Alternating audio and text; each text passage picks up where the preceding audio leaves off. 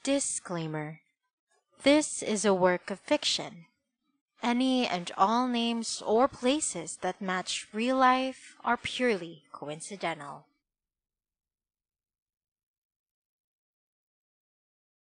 Hi! Oh my God. So, we're here on episode 5 of, ano ba to? Tales from the Catalogs. Hello, everyone. Ayun. I'm so happy na nakaabot tayo sa 5th episode. So, like, parang ano na, parang mid-season episode. Before tayo mag-start, gusto ko lang mag-invite to all the listeners na i-follow nyo kami sa aming social media. So, we have our Facebook, our Instagram, our Twitter, tapos meron na kaming TikToks. Yeah, going reels na kami. It's so nice. Anyway, disclaimer sa episode na to, wala naman. Disclaimer, kabadingan, ganon. Yes. Anyway, so, ayun. I hope you enjoy the episode. Sit back, relax. Tapos, sana, wag na kayo matulog pag may burol, ha? Reminder. Yes. To your right, there is a door. Once you cross this threshold, you shall weave your life with the threads of your unbecoming.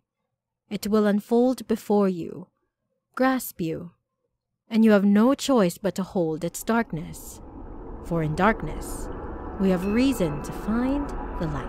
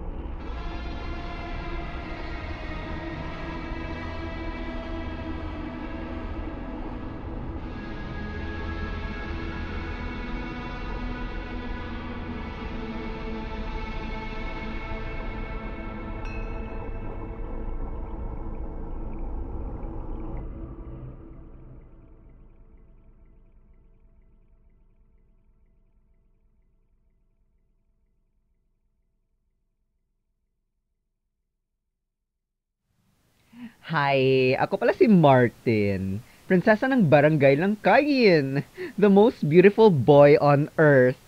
Ako'y 15 anyos. I live with my tia Teresa. I've lived with my tia for the most of my life. Namatay kasi yung parents ko nung 4 years old pa lang ako. Di ko na sila maalala ng maayos kasi I was still a child. Pero sabi ng tita ko na they loved me very much daw. Anyways, yung kwento ko ay hindi naman about sa sarili ko. Ito ay nagsimula ng mga 6 years ago. Basta, matagal na yun. 9 years old pa lang ako noon, parang baby pa rin. O baby mo. Kaya ayun, hindi ko na nasikmurang kumain ng meat. Tita still teases me about it, but I'm trying to eat meats naman ng unti-unti. I've started eating fish again. Naku, namiss ko na talaga yung tuyo. Ang tagal ko nang di nakakain ng ganito. So ayun, namatay nga si Tito sa swine flu. Nagluksa kami ng 2 weeks ata.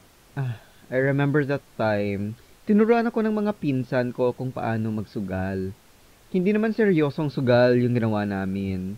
Yung Lucky 9 lang, tapos yung mga natalo, papahira ng pulbo sa mukha. OMG, grabe yung tawa ko doon. Hindi naman palagi ako yung talo, kaya masaya lang. Tapos, pag natalo naman ako na yung nagmumukhang white lady. The prettiest white lady ever. Yes! The new bangkay has entered the chat. Ganarn. Marami yung bumisita para sa libing ni Tito. Kaya maraming tumulong kay Tita sa pag-arrange ng kanyang burial. Pero, eto lang ha. Hindi ko to ever sinumbong kay Tita. As in, never. I have not told anyone. Seryoso to. While we were mourning Tito, may nakita akong malaking aso na palaging tumatambay malapit sa bahay namin. During that time, and by malaki, I meant big. Really big. Siguro, pag tumayo yung aso, feel ko mas matangkad pa yun kay Tita. At my tita is very tall. Nung akala ko na wala na yung aso sa labas, I played brave.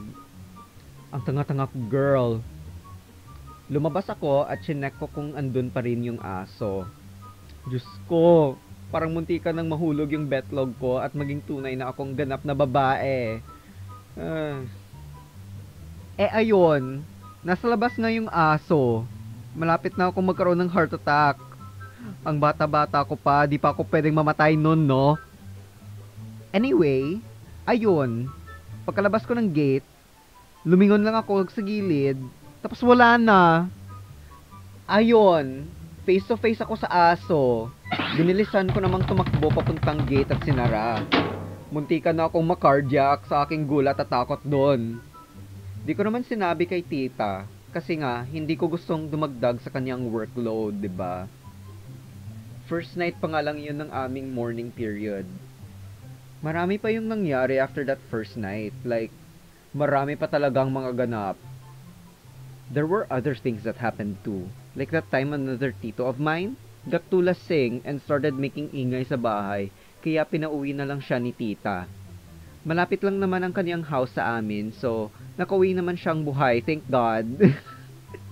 And it wasn't that weird for a dog to be roaming around our subdivision, kasi nga naman, there are many dogs here. Pero, totoo talaga, hindi ako naniniwala sa aswang and other supernatural noon. Promise, totoo. Hindi ako nagsisinungaling, for real talaga. Naniniwala na ako sa forever. Char lang, ano ba?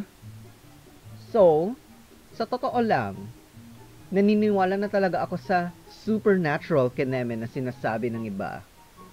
Bumibili na nga ako ng crystals for my spiritual health. Asan ko dyan, no? Anyways, hindi ko naman in-expect na we would be targeted by aswangs, you know? It's not our kasalanan na namatay si Tito, kaya hindi na kami nakapag-prepare for these happenings. Hindi naman kasi naniniwala yung tita namin sa mga ganyang bagay. Pinagtawanan pa nga niya nung bumili ako ng mga anti-aswang objects. Anyways, nung night 2 of our morning, naiwan namin yung gate na open kaya nakapasok yung aso. Yung iba ko namang tito, nagduduwagan, hindi pinalabas yung aso. Understandable naman kasi, the dog is very malaki.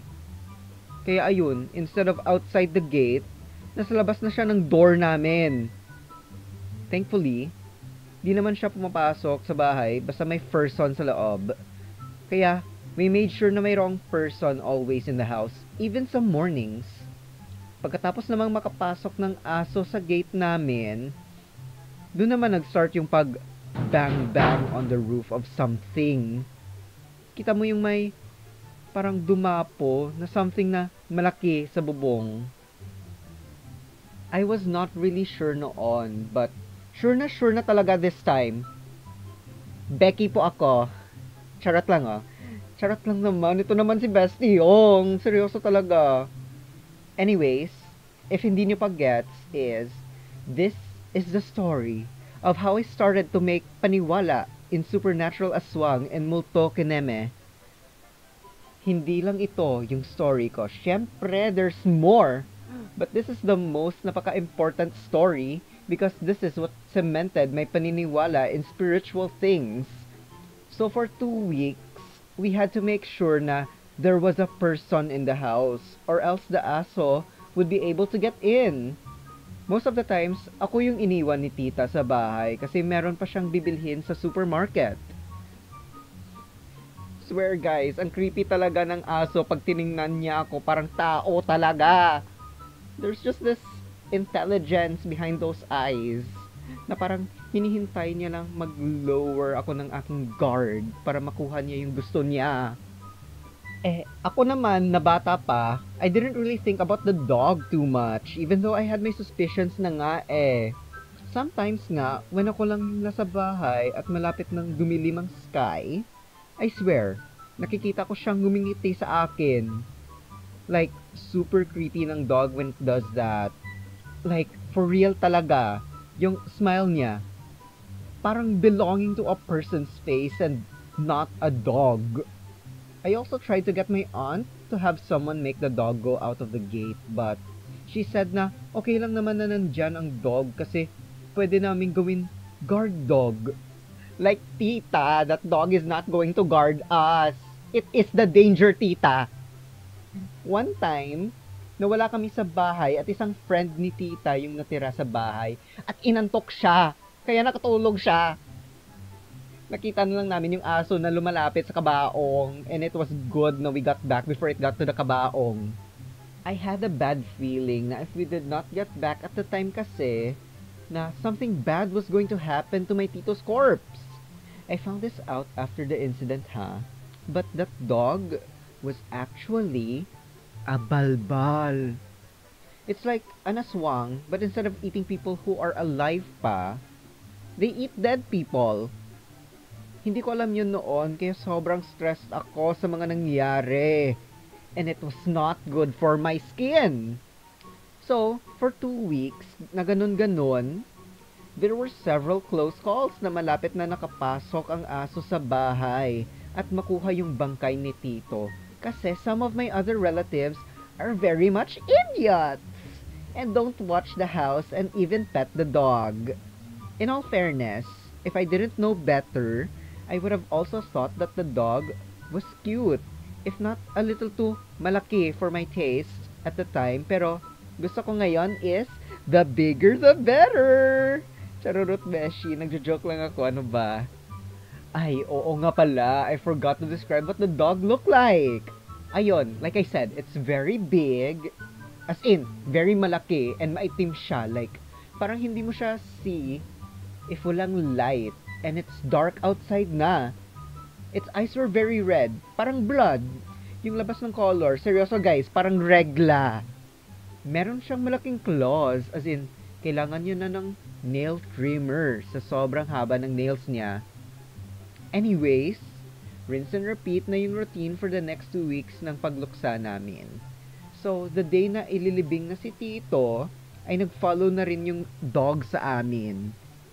To be fair yung libingan ay malapit naman sa amin, kaya di na kami kumuha ng kotse para sa kabaong ni Tito, at kineri na lang ng mga friends at relatives namin na lalaki at maskulado. Pagkadating namin sa libingan ay ready na talaga yung hole kung saan ililibing yung kabaong ni Tito at andun na rin yung priest. That whole time, the dog was watching my tito's kabaong very intently, Like, very focused on it. The dog was very courteous during the libing and it stayed away from us and it did not try to get nearer to the kabaong of my tito. We stayed there until almost all of our guests have went home already, of course. That's only after we gave them their merienda for attending the libing of my tito. Simple lang yung merienda na binigay namin. It was just empanada with situ and some candy. After their merienda, our guests went home kasi magbabiyahe pa sila pabalik ng probinsya. Pagkatapos umalis ng huli naming guest, ay umuwi na rin kami. So ayun, walang eksena sa libing ni Tito.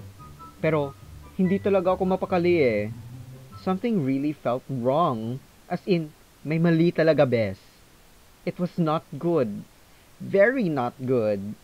Kaya ayun, Kasi malapit lang yung libingan sa aming bahay, I made like Tarzan and climbed the wall out of our house kasi I did not want to wake up my tita.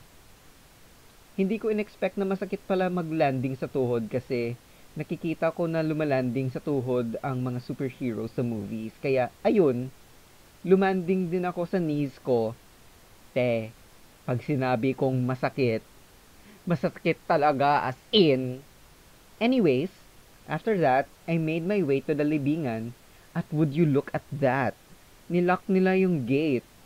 So I made like Spider-Man and climbed the walls to the other side. Thankfully, I didn't have to jump down far since there was a raised grave made out of concrete. So I could just step down from there. Of course, I made pasensya to the grave since it's very rude to step on them like that, you know? So, I made my way into the graveyard, diba? I swear, Bess, nakakatakot. I don't know why pumasok ako sa graveyard. At night pa yun, Beshies. Ayun, nakapasok na ako and grabe yung takot ko dun. Nanginginig talaga ako. Di ko alam kung sa lamig yun o sa takot. Baka both. So ayun, lumapit na ako sa grave ni Tito nung narinig ko na yung merong sounds coming from the direction of his grave, diba? It was like someone was digging, like scratch, and like hindi siya yung light na scratch, and it didn't sound like they were using a shovel. Parang kamay yung ginagamit nila o kaya parang aso. OMG. And at that moment, I realized something. Bakla po ako. Char lang. It was the dog. So, ayun, nagdalawang isip ako. To continue ba? Or to make run away from the dog and not see it? Pero ayun, since I'm telling you Beshies this story, you know now what happened. I went in there to look at what's happening like a stupid. I will tell you guys ha, if takot na ako nung pumasok ako sa libingan, shit, natatay ako sa takot when I saw that aswang person digging into my tito's grave. I tried my best not to scream when I saw them. At hindi siya parang tao na tao talaga. Mukha siyang parang mix ng aso at tao at the same time. Parang Shih Tzu. Hindi ko ma-explain yung appearance niya. Basta, nakakatakot. Take my word for it na lang mga bes. The aswang person was making hukay of my tito's grave and I saw it eating his corpse. It alternated from eating Tito and digging away dirt so that Tito's corpse did not get dirtier. At least, very neat eater si Manong Aswang. Nagjo-joke ako ngayon pero guys, seriously, takot na takot ako pagkakita ko kung ano yung ginagawa ni Manong Aswang sa bangkay ni Tito. As in, totoo talaga. Makikita mo talaga yung lamang loob ni Tito na kumakabit pa sa baba ni Manong Aswang habang siya ay nagchuchupa. It was scary, but also, nandidiri talaga ako, bes, sa nakita ko. Anyway, I tried to back away from it very slowly. Very, very slowly. Then I stepped on a stick. And I know, it's very cliche, but nangyari eh. At that moment, another cliche happened. The aswang dog person looked at me. Hi, Manong. Like, mabilis yung pag-snap ng head niya to look at me. And then, I screamed, like Chris Aquino. Hi, Idol. In one of those horror movies. Looking back at it, it was very stupid of me to scream like that. I should have just stayed tahimik and not made any sounds so that the aswang person did not make notice of me. So, tumakbo ako. Like the Flash. Mabilis talaga yung pagtakbo ko. Tinignan ko rin if the aswang person was making habol of me. And OMG, be, mali yun. I tripped, and I fell, and I could not get up. Buti na lang, medyo malayo pa si aswang person, so I was able to crawl away a bit, and I grabbed onto one of the graves, and pushed myself up, to stand like an independent person. And I started to run again. So I ran again, as fast as I could. Naririnig ko pa rin yung pagtakbo ng aswang paghabol niya sa akin. Feeling ko parang mga 30 minutes ako nag-running. Feel ko lang yun ha. At that moment, hindi ako nagsasabi na 30 minutes talaga yung pag-run ko. Then, I made it to the gate of the libingan and OMG besties, I will tell you ha, the hininga that left me when I saw that there was someone at the gate, the relief I felt, it was very relieving. Pero, namutla yung mukha ko pagkakita ko na si tita pala yung humihintay sa gate. Ayun, she opened the gate so I could get out and then, ako naman na medyo panicked at the moment, sinarhan ko ng mabilis yung gate kasi hinahabol pa rin ako ni Manong Aswang. Buti na lang, since andun pa si tita, Manong Aswang decided to act like a normal dog and chased me out the gate. Tita dragged me by my ear and took me home while making galit of me, while dragging me like I was the one at fault. Anyway, char lang. Tinanong ako ni tita kung ano yung iniisip ko na lumabas ako na anong oras na sa gabi. Hindi ko naman gustong mapagkamalan na crazy person. Kaya, hindi ko sinumbong kung ano yung nangyari sa akin sa libingan. Sinabi ko lamang na na-miss ko si tito, kaya pumunta ako sa libingan. Naniwala naman si tita, pero feel ko is nagpo-project lamang si tita sa akin. Anyways, yan lang mga beshies. That's the story of how I started to believe in the supernatural entities in our world. And I thank you.